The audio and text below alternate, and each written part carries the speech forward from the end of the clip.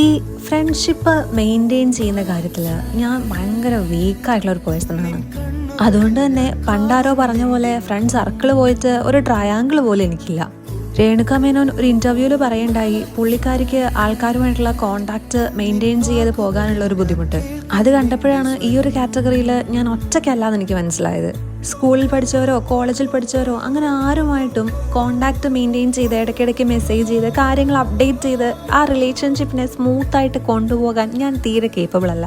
അങ്ങനെ ഒരു ഫ്രണ്ട്ഷിപ്പ് അത്യാവശ്യമാണെന്ന് എനിക്കിതുവരെ ഫീൽ ചെയ്തിട്ടുമില്ല until I met this person. ഇത് അനു. ഞങ്ങൾ ഒന്നിച്ചാണ് PhD ചെയ്യണത്.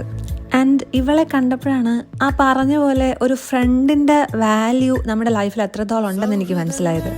യാതൊരു ജഡ്ജ്മെൻറ്റും ഒരു പ്രെജുഡിസസും ഒന്നുമില്ലാതെ നമ്മളിങ്ങനെ കേട്ടോണ്ടിരിക്കാൻ ഒരാൾ പറയുന്ന കാര്യങ്ങളിൽ അഡ്വൈസ് ചെയ്യാതെ സജഷൻസ് തരാതെ ആവശ്യമില്ലാത്ത കോമൻസ് ഒന്നും പറയാതെ ജസ്റ്റ് കേട്ടോണ്ടിരിക്കാൻ മാത്രം.